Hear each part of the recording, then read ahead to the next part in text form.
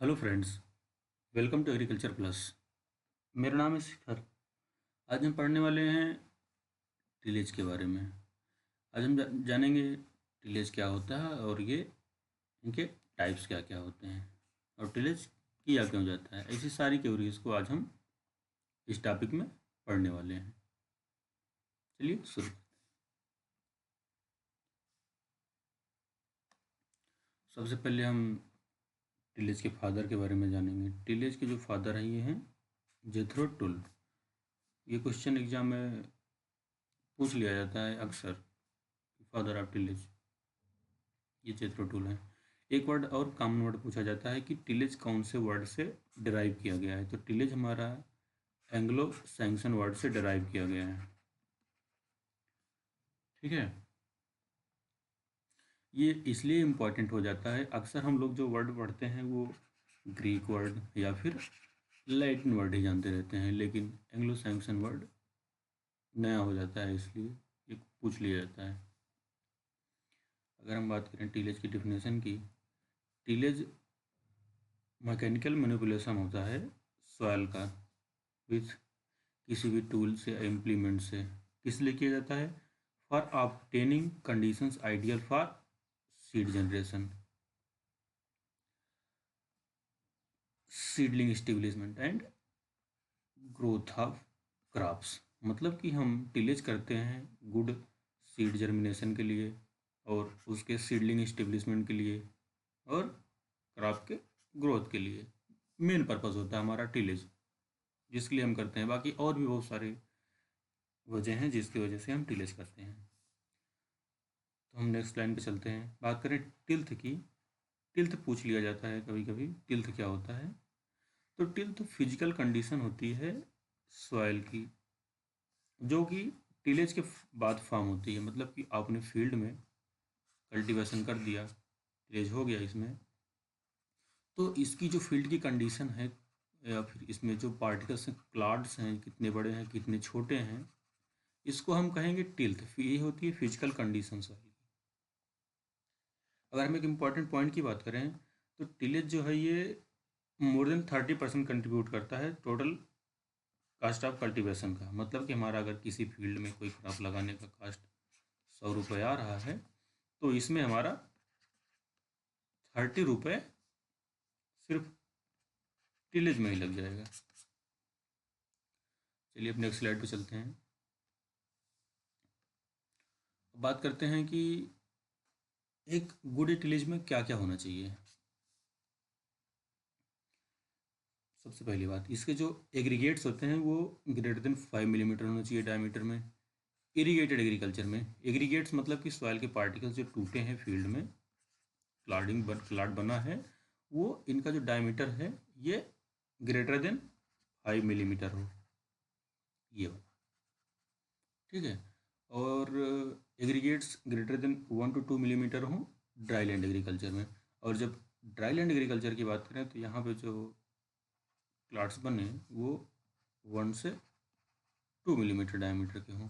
यहाँ पे अंतर इसलिए हो जाता है क्योंकि इरीगेटेड एग्रीकल्चर में हम वहाँ पे वाटर की कमी नहीं होती है, तो हम आसानी से इरीगेशन दे सकते हैं। और हमारा ग्रेटर देन 5 मिलीमीटर अगर डायमीटर रहता है सॉइल का पार्टिकल्स, तो काफ़ी अच्छे से फील्ड प्रिपेयर होती है और जर्मिनेशन बढ़िया होता है। और जहाँ बात करें ड्राई लैंड एग्रीकल्चर की, ड्राई लैंड एग्रीकल्चर में पानी की कमी होती है, जिसकी वजह से हम वहाँ पे सॉइल के पार्टिकल्स को और ज़्यादा तोड़ते हैं। तो जब सॉइल के पार्टिकल्स फाइन रहेंगे तो वो सेटल अच्छे से होंगे और इनका मॉइस्चर का लॉस कम होगा। लेकिन इससे थोड़ा नुकसान ये होता है कि जर्मिनेशन में कभी कभी किसी किसी क्रॉप में थोड़ी प्रॉब्लम आ सकती है। फिर हम नेक्स्ट लाइन पे चलते हैं।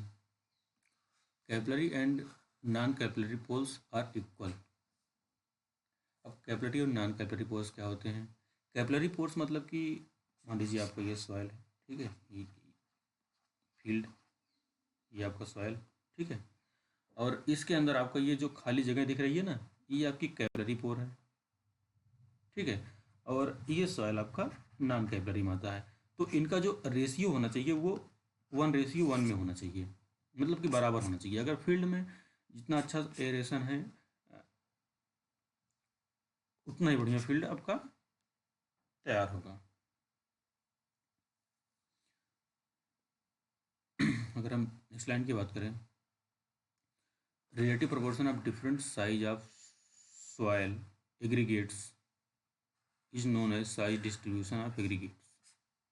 इसमें कुछ नहीं कह रहा है कि relative proportion of different size of soil aggregates को हम size distribution of soil aggregates नाम से जानते हैं। फिर हम नेक्स्ट स्लाइड पर चलते हैं।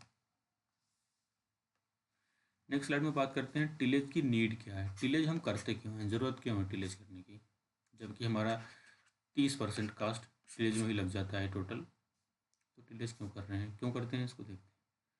गुड सीड बेड प्रिपरेशन के लिए, हमारा जो फील्ड है उसको अच्छे से प्रिपेयर करने के लिए, जिससे हमारा जर्मिनेशन अच्छा हो, आपकी यील्ड अच्छी है। बीट के कंट्रोल के लिए, जो हमारे बहुत सारे बीट आ गए हों फील्ड में, तो उनको कंट्रोल करने के लिए भी हम इसमें टिलेज करते हैं। वाटर कंजर्वेशन के लिए, जब हम टिलेज प्रॉपर टिलेज करे रहेंगे तो सॉइल में वाटर कंजर्वेशन भी अच्छे से होगा, क्योंकि अगर आप टिलेज नहीं कर रहे हो तो सॉइल में जो लीचिंग हुई होती है, जो पोर्स नीचे की तरफ बने होते हैं, वो पोर्स लगातार बने रहते हैं। जो दोबारा बारिश होती है उसी पोर्स से सारे पानी नीचे फिर से अंदर चला जाता है। अगर हम इसको ब्रेक कर देंगे तो यहाँ पे पानी स्थिर होने लगेगा। कुछ और अदर नीड्स की बात कर लें तो सॉइल स्ट्रक्चर सही करता है, सॉइल की परमेबिलिटी बढ़ाता है, and soil aeration, root penetration अच्छे से होता है, और डिस्ट्रक्शन होता है पेस्ट का, और सॉइल का इन्वर्जन होता है। परमेबिलिटी का मतलब होता है कि सॉइल अच्छे से रेडी होती है, परमेबल होती है, वाटर अंदर जा सकता है, ना कि एकदम कम्पैक्ट हो, पूरा पूरा पानी ऊपर ही रहे, रन आपके सारे बाहर निकल जाए। नेक्स्ट लाइन की बात करें अगर, तो ये कह रहा है कि summer deep ploughing improve soil structure due to alternate drying and cooling. जो हमारा समर डीप प्लाउइंग है, ये सॉइल के स्ट्रक्चर को इम्प्रूव करता है अल्टरनेट ड्राइंग और कूलिंग की वजह से। क्योंकि समर में क्या होता है कि दिन में टेम्परेचर बहुत ज़्यादा रहता है, रात में टेम्परेचर कम रहता है, तो जब इस समय प्लाउइंग करते हैं तो उसकी वजह से सॉइल का स्ट्रक्चर काफ़ी अच्छा तैयार होता है। अगर हम नेक्स्ट लाइन की बात करें तो ये कह रहा है कि frequent harrowing results in destruction of soil structure. अगर हम किसी फील्ड में बार बार हेरोइंग कर रहे हैं, बार बार कल्टीवेशन कर रहे हैं, तो उसका जो सॉइल का स्ट्रक्चर है वो ब्रेक हो जाएगी। सॉइल के बहुत ज़्यादा फाइन पार्टिकल्स में जाएंगे, बहुत छोटे छोटे हो जाएंगे। जब बहुत छोटे छोटे हो जाएंगे तो उनकी जो वाटर होल्डिंग कैपेसिटी है वो ख़त्म हो जाएगी। अब नेक्स्ट स्लाइड पे चलते हैं।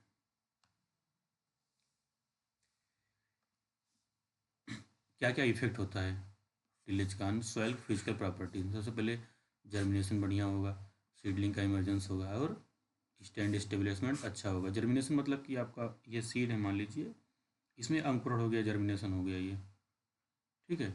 अभी ये तो अभी सॉइल के नीचे ही है, तो जब इसकी ये सीडलिंग है, जब ये ऊपर आएगी तो इसे हम कहेंगे इमरजेंस, ठीक है।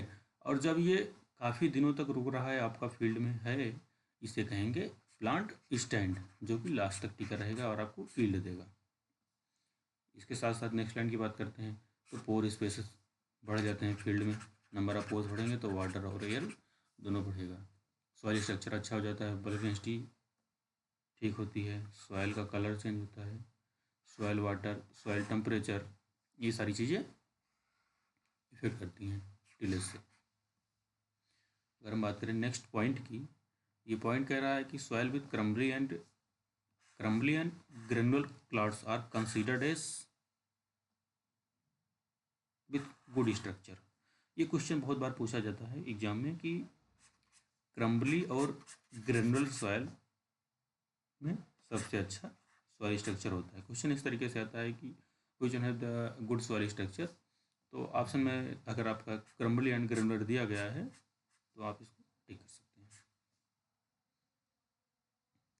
अगर हम सॉइल के एग्रीगेट्स की बात करें तो 1 to 5 मिलीमीटर एग्रीगेट्स जो होते हैं ये लगभग नॉर्मल एग्रीगेट्स हैं सॉइल के, और ये गुड होते हैं प्लांट की ग्रोथ के लिए। एग्रीगेट मतलब कि सॉइल के आपके जो पार्टिकल्स हैं जो टूटे हैं, अलग अलग हुए हैं सॉइल, वो उनका जो डायमीटर है कितना है, अगर 1 से 5 मिलीमीटर तक है तो वो आपका कल्टीवेशन के लिए सही है। अब नेक्स्ट स्लाइड पे चलते हैं। इसमें बात करेंगे टाइप्स ऑफ टिलेज की। हम किसके रिस्पेक्ट में देखेंगे इसको? क्रॉप के रिस्पेक्ट में। क्रॉप के रिस्पेक्ट में अगर हम टिलेज की बात करें तो सबसे पहले आता है प्रिपरेटरी टिलेज और after cultivation tillage. Preparatory tillage का मतलब होता है कि ये टिलेज जब हम क्रॉप की सोइंग के पहले जितनी भी प्रैक्टिसेस फील्ड में करेंगे वो होगा हमारा प्रिपरेटरी टिलेज। अगर हम बात करें आफ्टर कल्टीवेशन टिलेज की, तो आफ्टर कल्टीवेशन टिलेज जो हमारा फील्ड में क्रॉप स्टैंड कर रहा है और उसके बीच में जो भी हम इंटरकल्चर ऑपरेशन करेंगे वो होगा आफ्टर कल्टीवेशन टिलेज। फिर हम बात करते हैं प्राइमरी टिलेज की फर्दर क्लासिफिकेशन की, सॉरी प्रिपरेटरी टिलेज की फर्दर क्लासिफिकेशन की। तो सबसे पहले आएगा प्राइमरी टिलेज, सेकेंडरी टिलेज और लेआउट ऑफ सीड बेड। इसको हम आगे डिटेल में पढ़ेंगे एक एक करके। फिर प्राइमरी टिलेज में हमारा आ जाता है deep tillage, subsoiling and year round tillage. हम नेक्स्ट स्लाइड पे चलते हैं। सबसे पहले आ रहा है हमारा primary tillage. Tillage or ploughing जिसे हम कहते हैं। सबसे पहले हम जान लेते हैं प्लाविंग होता क्या है। Ploughing opening of compacted soil with the help of ploughs. जो हमारा फील्ड है उसकी जो सॉइल कंपैक्ट हो गई होती है उसको अगर हम ओपन कर रहे हैं तो उसे हम क्या कहेंगे? प्लाविंग है। कौन कौन सी थिंग्स कंसीडर करनी चाहिए प्लाविंग करते समय? सबसे पहले ऑप्टिमम मॉइस्चर होना चाहिए, नहीं तो हमारा सॉइल का स्ट्रक्चर सही नहीं होगा। ये ऑप्टिमम मॉइस्चर हमारा 25 से 50% होना चाहिए। ये है जो DASM, depletion of available soil moisture. मतलब कि अगर आपने फील्ड में 100 लीटर पानी डाला है तो जब इसमें से 25 से 50 लीटर पानी बच रहा है तब आपका फील्ड प्लाविंग के लिए रेडी हो गया है। और साथ साथ एक चीज़ और कंसीडर की जाती है, डेप्थ भी कंसीडर की जाती है कि हम किस तरह की क्रॉप लगाने वाले हैं और हमको कितनी डेप्थ उसके लिए रिक्वायर्ड है, उसके हिसाब से हम डेप्थ को मेंटेन करते हैं। और नंबर ऑफ प्लाविंग की बात करें तो जो हमारा हैवी सॉइल होता है उसमें 3 to 5 टाइम्स करनी चाहिए अगर फाइन फील्ड का प्रिपरेशन करना है तो। और लाइट सॉइल में 1 to 3 टाइम्स का। लाइट सॉइल में 1 to 3 टाइम्स इसलिए होता है क्योंकि सॉइल बहुत ज़्यादा कम्पैक्ट नहीं होती हैं और आसानी से ब्रेक हो जाती हैं, तो इसमें 1 से 3 बार में ही प्रिपेयर हो सकता है फील्ड। हम नेक्स्ट स्लाइड पर चलते हैं।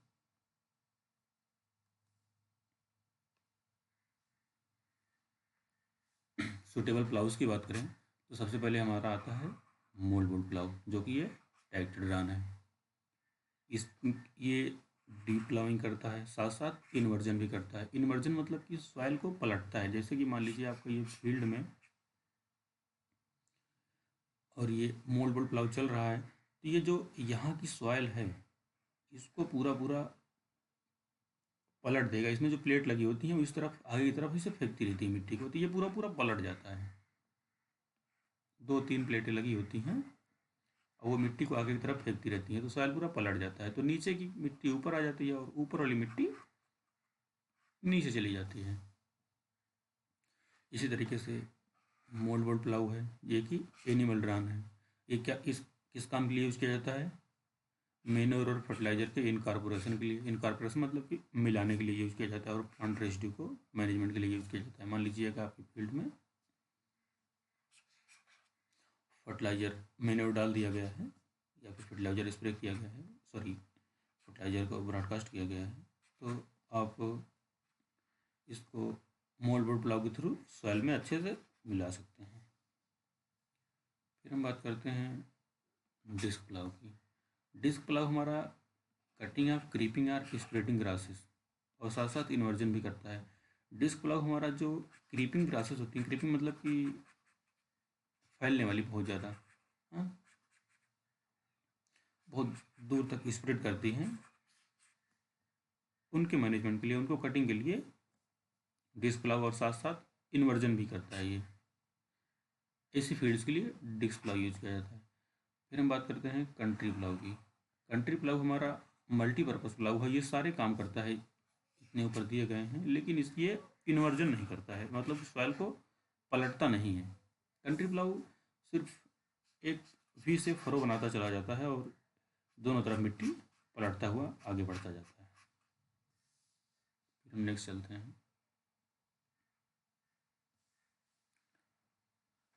फिर बात करते हैं प्राइमरी टिलेज क्या क्या इंक्लूड करती हैं। प्राइमरी टिलेज हमारा डीप टिलेज, सब सॉइलिंग और ईयर राउंड टिलेज इंक्लूड करती हैं। डीप टिलेज की बात करें तो ये रेनफेड कंडीशन में लगभग 50 सेंटीमीटर तक की जाती है और इरीगेटेड कंडीशन में 70 सेंटीमीटर तक डीप टिलेज की जाती है। और साथ साथ इसके हम क्रीडा हैदराबाद के क्लासिफिकेशन की बात करें, क्रीडा मतलब कि crop research institute for dry land agriculture, जो क्लासीफाई किया है इसने बताया है कि सेलो टिलेज हम 5 से 6 सेंटीमीटर तक कर सकते हैं और मॉडरेट टिलेज 15 से 20 सेंटीमीटर तक कर सकते हैं और डीप जो प्लाविंग है या फिर टिलेज है वो 25 से 30 सेंटीमीटर तक कर सकते हैं। इस टेबल से एग्ज़ाम में अक्सर क्वेश्चन आ जाता है, तो उसके बेसिस पे ये टेबल इम्पॉर्टेंट है, अक्सर पूछा जाता है डीप टिलेज के बारे में। अगर हम एक पॉइंट की बात करें तो 1 centimetre surface soil 1 hectare land का जो उसका वेट होता है टोटल 1.5 टन होता है। मतलब कि हमारा अगर ये फील्ड 1 हेक्टेयर है, इसमें हम पूरे फील्ड से 1 सेंटीमीटर गहरा सॉयल निकाल रहे हैं और उसका वेट ले रहे हैं, तो वो लगभग 1.5 टन आएगा। ठीक है, और हम नेक्स्ट स्लाइड पर चलते हैं। सब सॉइलिंग क्यों की जाती है? To break hard pan. इसमें क्या यूज किया था? चीसल प्लाऊ 60 से 70 सेंटीमीटर डीप प्लाविंग करता है। ये बहुत ज़्यादा पूछा जाता है एग्जाम में क्वेश्चन कि सब सॉइलिंग कौन से इम्प्लीमेंट से किया जाता है? वो है आपका चीसल प्लाऊ। चीसल प्लाऊ में होता क्या है कि सिर्फ एक ही टाइन लगी होती है बड़ी सी कल्टीवेटर के पीछे, सॉरी ट्रैक्टर के पीछे, और वो काफ़ी गहराई में होते हुए आगे की तरफ बढ़ती है। ये मिट्टी को पलटती नहीं है, बस सॉइल को चीरते हुए आगे बढ़ती चली जाती है। फिर हम बात करते हैं ईयर राउंड टिलेज की। ईयर राउंड टिलेज मतलब कि tillage operation carried out throughout the year are known as year round tillage. Year round मतलब कि थ्रू आउट द ईयर जो टिलेज प्रैक्टिसेस की जाती रहती हैं उसे हम कहते हैं ईयर राउंड टिलेज। फिर हम नेक्स्ट स्लाइड पे चलते हैं। नेक्स्ट स्लाइड पे बात करें सेकेंडरी टिलेज की, तो हमारा सेकेंडरी टिलेज में डिस्क हैरो आता है, कल्टीवेटर आता है, blade harrow, planker and roller. Secondary tillage primary tillage की बात की जाती है। प्राइमरी टिलेज में हम प्लाविंग करते हैं और फिर हमारा आता है उसके बाद सेकेंडरी टिलेज। सेकेंडरी टिलेज की जाती है जो प्राइमरी टिलेज किया गया होता है उनके पार्टिकल्स को ब्रेक करने के लिए और क्लाड्स को ब्रेक करने के लिए और सॉइल को लेवल करने के लिए ये टिलेज यूज की जाती है। कभी कभी ये क्वेश्चन पूछ लिया जाता है कि डिस्क हैरो जो हमारा ये है प्राइमरी टिलेज है कि सेकेंडरी टिलेज है? लोगों को लगता है कि ये हमारा प्राइमरी टिलेज है, नहीं, ये सेकेंडरी टिलेज होता है। जिन जिन के पीछे हैरो जुड़ा है वो हमारा सेकेंडरी टिलेज में आएगा। अगर प्लाउ जुड़ा है किसी चीज़ के पीछे तो वो हमारा प्राइमरी टिलेज हो सकता है। चलिए नेक्स्ट लाइन देखते हैं। लाइटर और फाइनर operation performed on soil after primary tillage is secondary tillage. इसमें वही लाइन बताई गई है कि जो लाइटर या फाइनर ऑपरेशन परफॉर्म की जाती है प्राइमरी टिलेज के बाद फील्ड में, उसे हम सेकेंडरी टिलेज कहते हैं। हम नेक्स्ट स्लाइड पर चलते हैं। ये आता है first after cultivation. After cultivation tillage में इसमें क्या की जाती है? इसमें की जाती है ड्रिलिंग और साइड ड्रेसिंग ऑफ फर्टिलाइजर। इसमें हम किस ड्रिलिंग या फिर साइड ड्रेसिंग करते हैं फर्टिलाइजर की। प्लांट के बगल में आपका ये मान लीजिए प्लांट है, तो हम यहाँ पे ड्रिल मशीन से फर्टिलाइजर यहाँ देते चले जाएंगे यहाँ पे, या फिर मैनुअली साइड ड्रेसिंग करते हैं। ये आपका प्लांट ग्रो हो रहा है तो हम इसको चारों तरफ फर्टिलाइजर को दें। ये हमारा होता है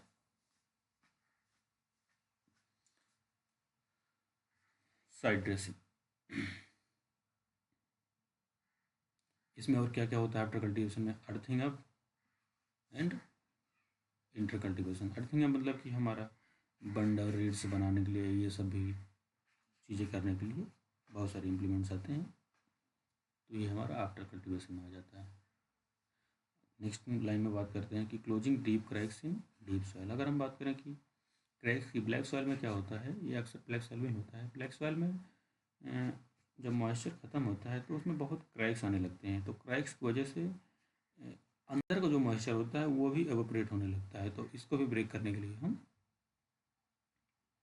इसमें कल्टीवेशन करते हैं।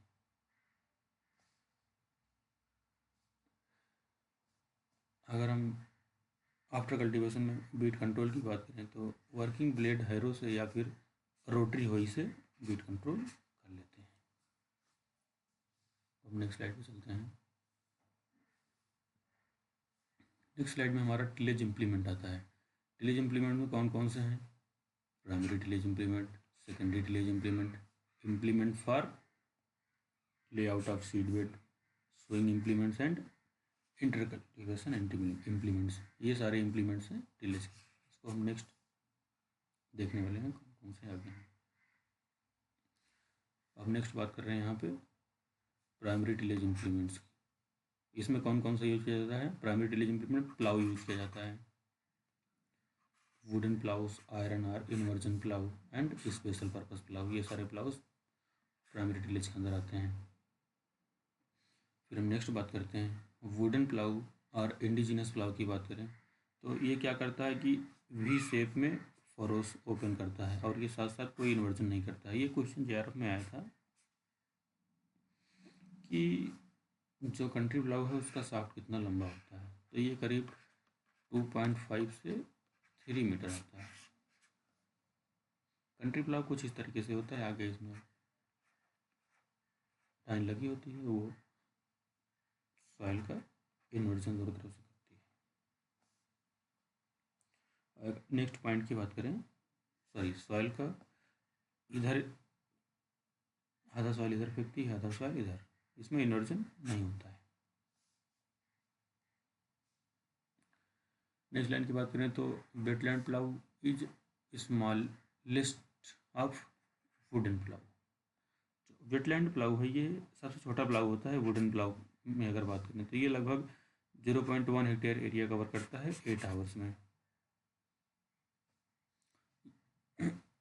ये राइस फील्ड में अक्सर यूज किया जाता है। फिर हम नेक्स्ट चलते हैं, बात करते हैं सॉइल टर्निंग प्लाउस की। सॉइल टर्निंग प्लाउस ये किससे बने होते हैं? मेड ऑफ आयरन से बने होते हैं। फर्स्ट आता है मोल्डबोर्ड प्लाउ। मोल्डबोर्ड प्लाउ के कभी कभी पार्ट्स पूछ लिए जाते हैं। ये फ्रॉग जो है ये किसका पार्ट है, ये क्वेश्चन पूछ लिया जाता है। ये हमारा मोल्डबोर्ड प्लाउ का पार्ट है। फॉर का होगा आर बॉडी जिसे कहते हैं, बिंग, share, landslide and connecting rods, bracket या फिर हैंडल कहते हैं। ये सारी भी पार्ट्स इसमें होते हैं। एनिमल ड्रम में बात करें तो ये स्मॉल होता है, इसकी जो डेप्थ होती है 15 सेंटीमीटर होती है। इसमें सिर्फ एक ही मोल्ड बोर्ड लगा होता है। एक ही मोल्ड बोर्ड मतलब कि ये बैलों से चलता है, तो इसमें एक ही मोल्ड बोर्ड लगा होता है जो सॉइल को पलटता है। टेक्टोडॉन मोल्ड बोर्ड की बात करें तो इसमें 2 मोल्ड बोर्ड लगे होते हैं, बिगर होता है और ये 25 से 30 सेंटीमीटर डेप्थ तक प्लाइंग करता है। ये ऐसी जगह मोल्ड बोर्ड को ऐसी जगह यूज किया जाता है जहाँ पे सॉइल इन्वर्जन नेसेसरी है। सॉइल इन्वर्जन इसलिए ज़रूरी होता है क्योंकि फील्ड में लगातार कल्टीवेशन करते रहने से ऊपर का जो न्यूट्रिएंट होता है वो ख़त्म हो गया होता है, तो हम जब सॉइल को पलट देते हैं तो जो नीचे का न्यूट्रिएंट होता है वो ऊपर आ गया होता है, उसमें आसानी से हो जाती है। नीचे का मिट्टी होता है तब तक वो सेटल होता रहता है।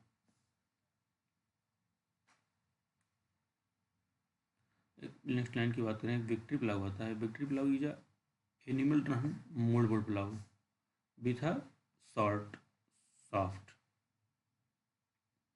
अब नेक्स्ट लाइन की बात करते हैं। नेक्स्ट स्लाइड में इसमें हम बात करेंगे डिस्क प्लाव की। डिस्क प्लाव इज यूजुअली, जब डिस्क का साइज होता है ये 60 सेंटीमीटर होता है डायमीटर में, और ये 30 से 35 सेंटीमीटर स्लाइस को काटता है। इसमें हैरोइंग नहीं नेसेसरी होती है to break the clots as in mould plough. Mould plough में हम जब प्राइमरी टिलेज करते हैं तो उसमें हमको हैरोइंग नेसेसरी होती है उसके क्लॉट्स को ब्रेक करने के लिए, जबकि डिस्क प्लाव में ऐसा नहीं करना पड़ता है। डिस्क प्लाव सॉइल का इन्वर्जन भी करता है, साथ साथ ही क्लॉट को क्रॉस करता रहता है, छोटे छोटे कर देता है। इसमें कोई ज़रूरत नहीं होती है मोल्ड प्लाव की। फिर हम नेक्स्ट स्लाइड पर चलते हैं। अब बात आती है स्पेशल प्लाउज की। ये एग्जाम में बहुत बार पूछे जाते हैं। सबसे पहला आता है subsoil plough. Up to 50 centimetre depth तक ये प्लाउइंग करता है, बिना किसी इन्वर्जन के, सॉइल को पलटता नहीं है। जैसे कि अगर हम चीजल प्लाव की बात कर रहे हैं जो हम पीछे पढ़े हैं, 60 से 70 सेंटीमीटर डीप प्लाउइंग करता है। इसी तरीके से रिड्ज प्लाउइंग की बात करें तो रिड्ज प्लाउइंग किस लिए यूज की जाती है, ये रिड्जिंग के लिए यूज किया जाता है, मतलब रिड्ज बनाने के लिए, मतलब कि मेड़ बनाने के लिए यूज किया जाता है। इसी तरीके से रोटरी प्लाऊ और रोटरी होइस की बात करें, ये डेप्थ कट करती है अप टू 12 से 15 सेंटीमीटर तक, सूटेबल फॉर लाइट सॉइल, और ये लाइट सॉइल के लिए सूटेबल है। बेसिन लिस्टर क्या क्या काम करता है हमारा, prevents run of and forms basin. Basin मतलब कि फील्ड में छोटे छोटे गड्ढे बनाता चला जाता है, जिससे उसमें हमारा पानी रुका रहता है और वो रन ऑफ होने से, रन ऑफ मतलब कि पानी फील्ड से बहने से बच जाता है। इस तरीके से हम नेक्स्ट की बात करें mole plough. Mole plough use for drainage purpose.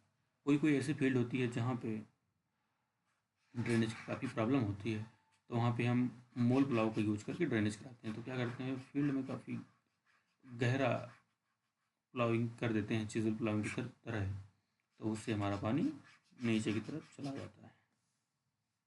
Next slide की बात करते हैं। इसमें हम सेकेंडरी टिलेज इम्प्लीमेंट्स की बात करें, इसमें आपका आता है ट्रैक्टर ड्रम कल्टीवेटर। कल्टीवेटर के बारे में सारे लोग जानते होंगे। इसको हम टिलर भी कहते हैं, कभी भी क्वेश्चन पूछ लिया जाता है अनदर नेम ऑफ कल्टीवेटर क्या है, टिलेज होता है, या फिर टूथ हैरो। इसमें 7 से 13 टाइम्स होती हैं। ये बीड्स को डिस्ट्रॉय करता है, साथ साथ प्लांट्स को भी ब्रेक करता है। हम नेक्स्ट बात करते हैं स्वीप कल्टीवेटर की। स्वीप कल्टीवेटर में वी से ब्लेड लगी होती है जो 12 से 15 सेंटीमीटर डेप्थ तक सॉइल को कट करता है, और ये मल्च फार्मिंग में यूज किया जाता है, और साथ साथ ग्राउंडनट की हार्वेस्टिंग में भी यूज किया जाता है।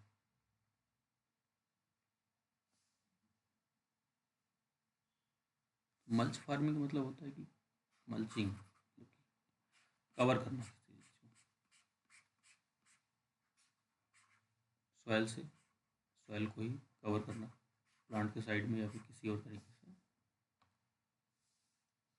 अगर हम हैरोस की बात करें तो ये 2 टाइप्स के होते हैं, एक होता है आपका डिस्क हैरो, एक होगा आपका ब्लेड हैरो। डिस्क हैरो ये हमारा, इसमें कॉनकेव डिस्क लगी होती है, 45 से 55 सेंटीमीटर इसका जो डायमीटर होता है, और जो ये डिस्क फिट होती हैं ये 15 सेंटीमीटर दूरी दूरी पर लगी होती हैं एक्सल से। मतलब कि आपका ये एक्सल है एक लंबा सा, इसमें एक डिस्क यहाँ लगी होगी, एक डिस्क यहाँ, एक डिस्क यहाँ, इसकी जो बीच की दूरी होगी ये होगी 15 सेंटीमीटर। ठीक। ब्लेड हैरो की बात करें कि used in weed removal, stubbles, crushing of clods, harvest of groundnut and inter cultivation के लिए यूज की जाती हैं। एक और की बात करें अगर हम, तो ये है हमारा स्प्रिंग हैरो, ग्रासलैंड में यूज किया जाता है। कि स्प्रिंग हैरो क्या होता है कि ये ऐसे बेंड किया गया होता है, तो जो ग्रासलैंड में चलता है तो ग्रास को ये घींचता है और तोड़ते हुए आगे बढ़ता रहता है, तो आसानी से कल्टीवेशन हो जाता है।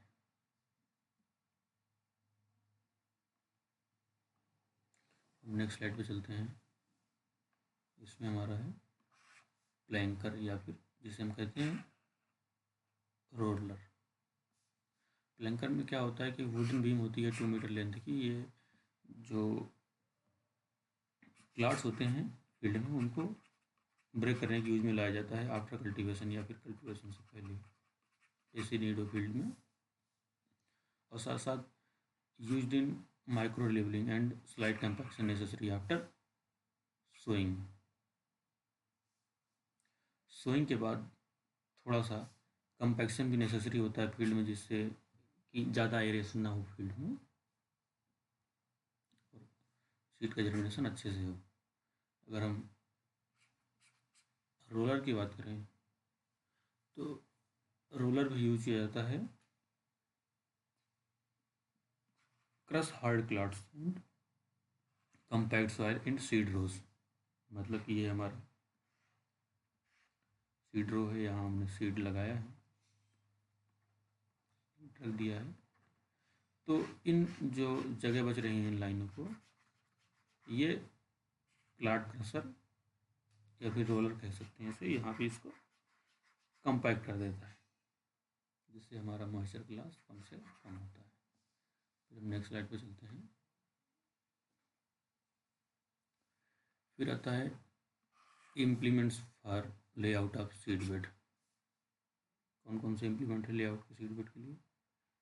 कंट्री प्लाऊ है और रिड्ज प्लाऊ है। Used in layout of field into ridges and furrows or to laying irrigation channel बनाने के लिए या फिर रिड्ज बनाने के लिए कंट्री प्लाऊ और रिड्ज प्लाऊ को यूज किया जाता है। रिड्ज मतलब मेड़ बनाने के लिए, बंड बनाने के लिए फील्ड में। फिर हम नेक्स्ट स्लाइड पे चलते हैं।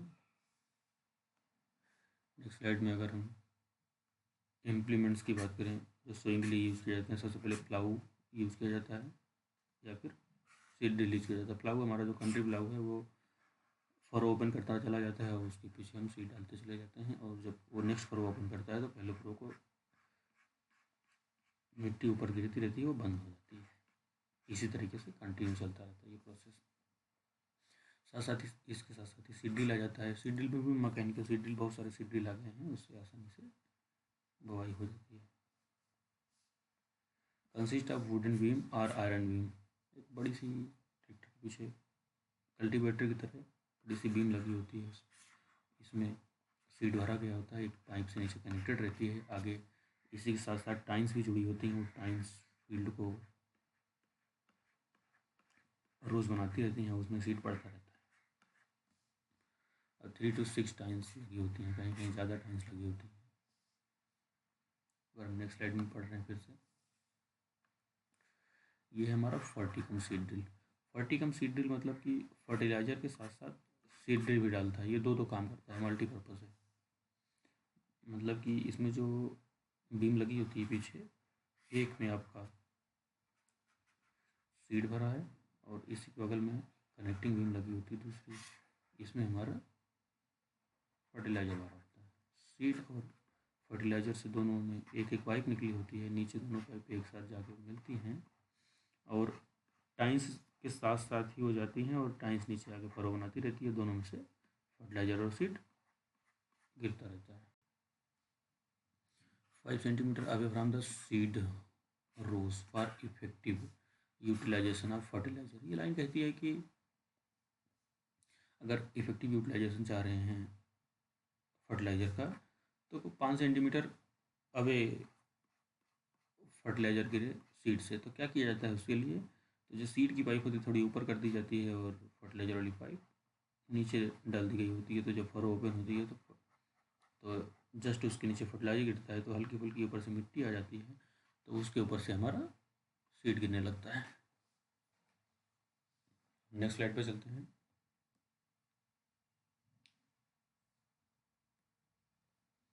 इसमें हम मैकेनिकल सीड ड्रिल की बात करेंगे। इसमें different size of rotating disc and holes use की जाती हैं। एक फॉर साइज ऑफ सीड्स, ये according to size of seeds use की जाती है। मल्टी फंक्शन होती है। नेक्स्ट स्लाइड पे चलते हैं। नेक्स्ट स्लाइड में इम्प्लीमेंट्स फॉर इंटर कल्टिवेशन। कौन कौन से इम्प्लीमेंट्स हैं? वैरायटी ऑफ इम्प्लीमेंट्स यूज की जाती हैं, लाइक प्लाविंग, ब्लेड हैरो या फिर बीडर। ब्लेड हैरो की बात करें तो इसमें दांती, मेल्टा, गुंटाका और पीला गुंटाका यूज किया जाता है। ये ज़्यादा इम्पोर्टेंट नहीं है, अक्सर पूछा नहीं जाता है। स्टार बीडर के बारे में काफ़ी पूछा जाता है कि स्टार बीडर स्मॉलेस्ट इम्प्लीमेंट है पुश्ड बाय मैनुअल लेबर। इसमें क्या होता है कि ये इस तरीके से राउंड होता है और इसमें नुकीले नुकीले हर तरफ से कांटे टाइप के निकले होते हैं और इसमें बीच में एक शाफ्ट होती है, उससे कनेक्ट होता है ये इस तरीके से, और इसको आगे से पकड़ कर रोटेट किया जाता है इधर से। तो जब इसको रोटेट करते हैं तो इसकी टाइन्स ज़मीन में गड़ती हैं, तो जो भी बीट रूट रहता है वो क्रश हो जाते हैं। ये अक्सर रोज़ के बीच में यूज किया जाता है, जैसे कि राइस के फील्ड में। इसी तरीके से जैपनीज़ रोटरी बीडर भी है, इसमें थोड़ा सा मॉडिफिकेशन किया गया है। बीडिंग के साथ साथ ही फर्टिलाइज़र का इनकॉर्पोरेशन भी करता है कि लाइनसोन राइस क्रॉप में। साथ साथ इसमें एक और इंस्ट्रूमेंट लगा दिया गया होता है, वो जब इसको नेक्स्ट हम आगे बढ़ाते हैं तो इसके साथ साथ ही थोड़ा थोड़ा फर्टिलाइज़र भी गिरता रहता है। नेक्स्ट स्लाइड पे चलते हैं हम। अदर इम्प्लीमेंट्स में आपका आ जाता है रोटावेटर। रोटावेटर आज की एज में बहुत ज़्यादा इम्पोर्टेंट हो गया है, क्योंकि ये मल्टी फंक्शन हो गया है और काफ़ी आसानी से फील्ड का काम कर देता है। ये दोनों प्राइमरी और सेकेंडरी रिलीज करता है और सॉइल मॉइस्चर को भी कंजर्व करता है और फील्ड को पुलविलाइज करता है अप टू 6 इंच। पुलविलाइज मतलब कि कल्टीवेट करता है फील्ड को 6 इंच तक। Thank you.